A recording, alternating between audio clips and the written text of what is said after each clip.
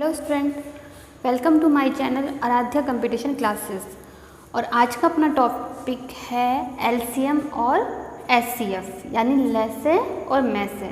अब लैसे और मैसे क्या है इसे हम आज समझते हैं। बहुत से बच्चे लैसे और मैसे के क्वेश्चन किस प्रकार से आते हैं इसी में कंफ्यूज आते हैं। तो लैसे और मैसे के जो क्वेश्चन होते हैं उनमें आपको कुछ इस तरीके के शब्द देखने को मिलेंगे कि छोटी से छोटी संख्या याद कीजिए, वह बड़ी से बड़ी संख्या याद कीजिए, महत्तम, लघुत्तम, इस प्रकार के। या फिर आपको डायरेक्ट दे देगा कि निम्न संख्याओं का लघुत्तम समापवर्तक निकालिए या महत्तम समापवर्तक निकालिए। अब दोनों में क्या डिफरेंस है और किस प्रकार से लैसे और मैसे निकालते हैं इसे हम आज समझते हैं। तो देखिए, लैसे और मैसे की परिभाषा क्या है, पहले तो इसको समझते हैं हम। मैसे मतलब महत्तम समापवर्तक। नाम से क्या समझ रहे हो आप? महत्तम मतलब बड़ी से बड़ी, महत्तम मीन्स बड़ी से बड़ी। तो वह बड़ी से बड़ी संख्या, वह बड़ी से बड़ी संख्या जो कि दी गई सभी संख्याओं को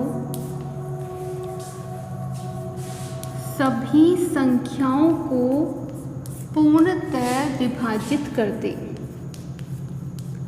पूर्णतः विभाजित कर दे। ये तो हो गई मैसे की परिभाषा कि वह बड़ी से बड़ी संख्या जो दी गई सभी संख्याओं को पूर्णतः विभाजित कर दे। और लैसे नाम से क्या समझ रहे हो आप? लघुत्तम समापवर्तक। लघुत्तम मीन्स छोटे से छोटा। तो वह छोटी से छोटी संख्या, वह छोटी से छोटी संख्या जो जिसमें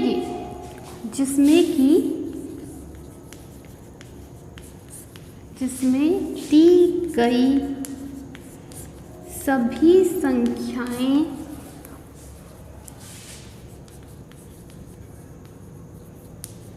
पूर्णतः विभाजित हो जाती हैं, पूर्णतः विभाजित हो जाती हैं।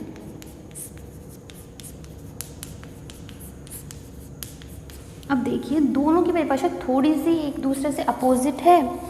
लैंग्वेज की बात करें तो वह बड़ी से बड़ी संख्या जो कि दी गई सभी संख्याओं को पूर्णतः विभाजित कर दे मीन्स इस प्रकार से कि मैसे, इस प्रकार से ये कहना चाह रहा है कि मैसे का भाग उन दी गई सभी संख्याओं में चला जाए पूरा पूरा, ये तो है मैसे। और वह छोटी से छोटी संख्या जिसमें दी गई सभी संख्याएं पूर्णतः विभाजित हो जाए मीन्स लैसे का मतलब ये बोलना चाह रहा है। इसको समझो, लैसे इस प्रकार से और दी गई सभी संख्याओं का भाग इस लैसे में पूरा पूरा चले जाए। मतलब परिभाषा में तो आ रहा है छोटी से छोटी, लेकिन ये संख्या क्या होगी? बड़ी। दिखने में क्या लगेगी? बड़ी। यहाँ पर आ रहा है बड़ी से बड़ी, बट में से संख्या क्या होगी? छोटी, क्योंकि भाग जा रहा है उन संख्याओं में, यानी वो संख्या इन संख्याओं से तो छोटी होगी। जो दी गई संख्याएं हैं उनसे वह संख्या छोटी होगी सामान्यतः, और जो लैसे है वो दी गई संख्याओं से बड़ी होगी। ये बात समझ में आई आपके कि लैसे और मैसे में क्या डिफरेंस है कि जहाँ पर मैसे का मतलब वो संख्या छोटी होगी उन संख्याओं से, और लैसे मीन्स वो संख्या उन संख्याओं से बड़ी होगी। ये तो मेन डिफरेंस हो गया। अब इनको निकालते कैसे हैं वो हम समझते हैं एग्जाम्पल से। जैसे कि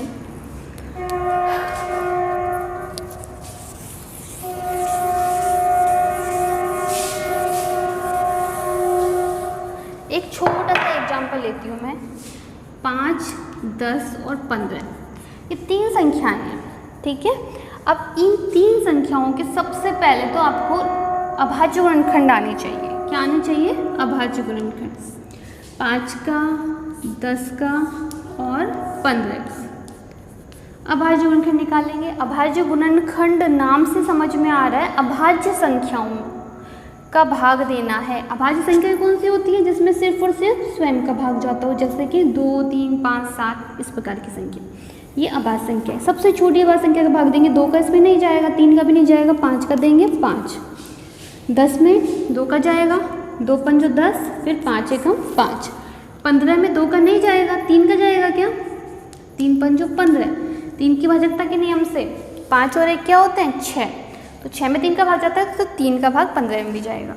और फिर 5 एकम 5। तो ये तो इनके अभाज्य गुणनखंड हो गए। अब देखिए, आप डायरेक्ट भी निकाल सकते थे कि 5 का तो 5 एकम 5, 10 का 2 इंटू 5 और 15 का आपके पास आया है 3 इंटू 5। अब देखिए, मैसे की जब बात करते हैं, जब हमको मैसे निकालना होता है तो हम इसमें कॉमन संख्या देखेंगे जो तीनों में आ रही है। ऐसी संख्या जो तीनों में आ रही है। क्या 2 सब में आ रही है? नहीं। 3 आ रही है? नहीं। 5 आ रही है? हाँ।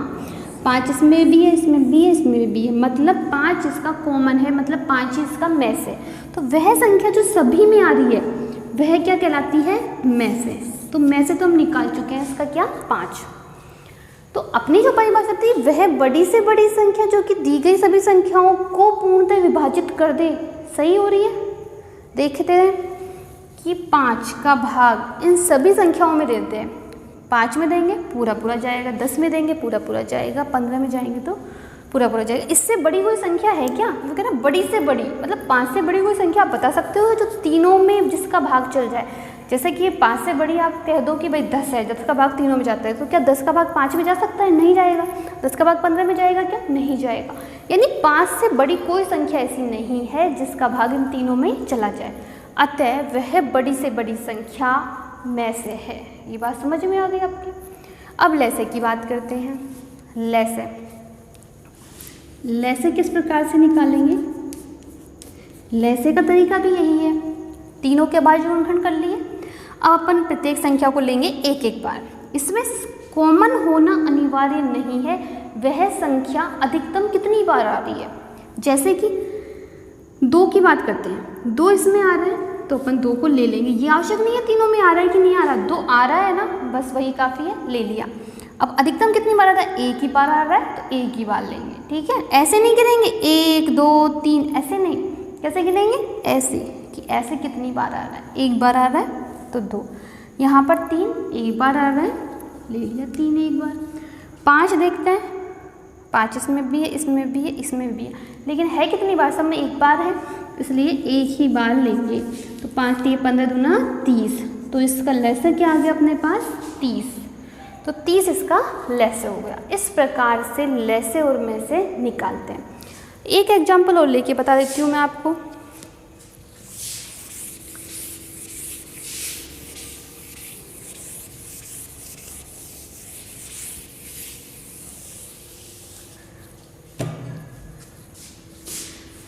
जैसे कि 18, 27 और 30, ये 3 संख्याएं लेते हैं।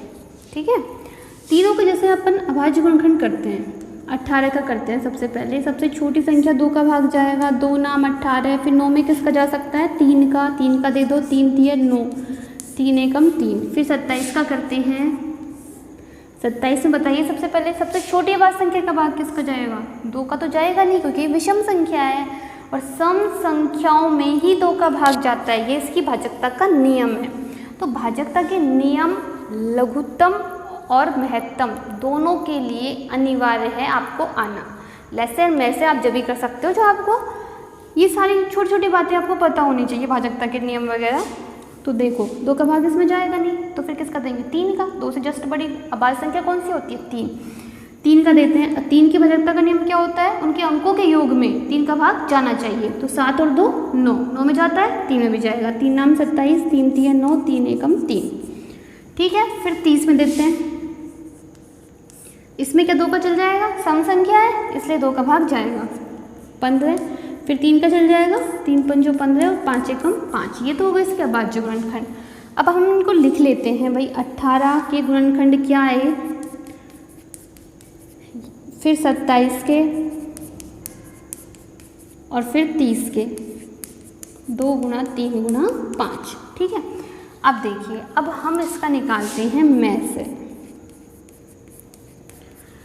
मैसे के लिए देखते हैं इसमें कॉमन 2 इसमें है बट इसमें नहीं है, छोड़ो फिर 2 को, जब इसमें ही नहीं है तो मैसे निकाल रहे हैं अपन। 3 इसमें भी है, इसमें भी है, इसमें भी है, तो ये 1 3 तो ये कॉमन हो गया जो तीनों में आ रहा है। फिर देखिए ये 3 इसमें है, इसमें बट इसमें नहीं है, छोड़ो 3 को, 3 की बात खत्म। अब 5 की लेते हैं, 5 इसमें है, इसमें नहीं है, इसमें नहीं है, छोड़ो। सिर्फ और सिर्फ 3 अंक ऐसा आया है जो तीनों में कॉमन है, इसलिए इसका में से क्या कहलाएगा 3। फिर अब लैसे निकालते हैं, लैसे निकाला। लैसे के लिए क्या करना होता है मैंने आपको बताया था, वो अंक आपको बस दिख जाना चाहिए इसमें, है ना, कहीं भी दिख जाए वो आ जाएगा लैसे के लिए। जैसे 2 दिख गया आपको तो तुरंत लिख दो, लेकिन ये और देख लो कि 2 एक से ज़्यादा बार भी कहीं है क्या, 2 यहाँ पर एक बार है और यहाँ पर भी एक बार है, तो अपन एक ही बार लिखेंगे। फिर देखते हैं 3 की बारी आती है, 3 यहाँ पर 2 बार है, ठीक है, और यहाँ पर 3 बार है और यहाँ पर एक ही बार है, तो अधिकतम संख्या लिखेंगे। 3 अधिकतम कितनी बार आया है, 3 बार। ऐसे नहीं गिन लेना कि 1 2 3 4 5 6, ऐसे नहीं, अधिकतम गुणनखंड 3 के क्या आ रहे हैं, 3 आ रहे हैं, है ना, इसलिए 3 गुणा 3 गुणा 3 बार लिख लिया। 3 के बाद अगला अंक कौन सा दिख रहा है आपको, 5 एक ही बार दिखा है, आ जाएगा इसमें, एक ही बार दिखते ही इसमें उतार लेना है आपको। अब सभी को मल्टीप्लाई कर ले। अब देखिए इसका मल्टीप्लाई करते हैं अपन, तो कितना आता है, 5 3 15, 15 3 45, 45 दूना 90 और 9 3 27, 270 इसका लैसे आ जाएगा। ठीक है, इस प्रकार से लैसे और में से निकालते हैं। अब क्वेश्चन देखते हैं अपने एग्जाम में किस प्रकार के क्वेश्चन आए हुए हैं।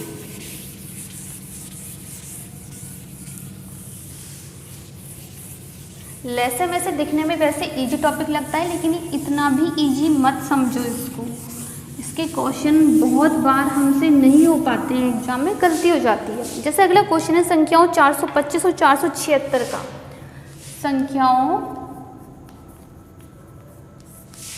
425 और 476 का में से बताइए।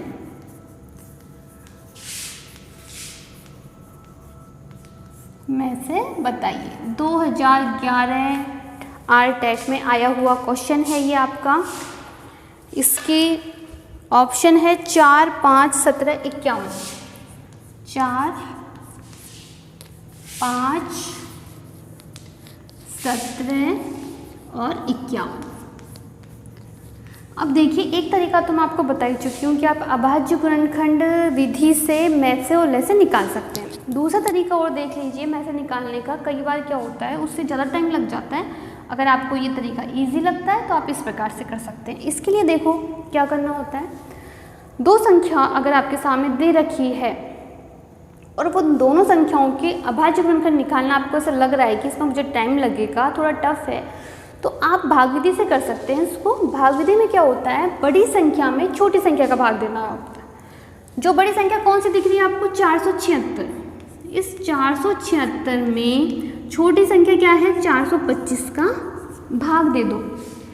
अब भाग दो, एक बार जाएगा, 425 एकम 425 दे दिया, घटाओ, 6 में से 5 गए 1, 7 में से 2 गए तो 5, 51 आ गए। 51 शेषफल आया है, तो अगली बार आप इस 51 को बना दोगे भाजक, 51 का तो भाग दोगे, और जो भाज्य है जिसमें आपको भाग देना है वो आपका पुराना भाजक होगा। पुराना भाजक क्या था आपका, 425 है ना, तो 425 में आपको भाग देना है किसका, 51 का। भाग दो, 8 बार जाएगा तो 8 एकम 8 और 8 पंजो 40, ठीक है। अब घटाओ, 25 में से 8 गए तो 17। अब 17 शेषफल आ गया आपके पास। 17 शेषफल पुनः क्या बन जाएगा, भाजक, ये तो बन गया भाजक, और जो इससे पहले जो भाजक था वो अपना बन जाएगा भाज्य, तो 51 आ जाएगा यहाँ पर, ठीक है।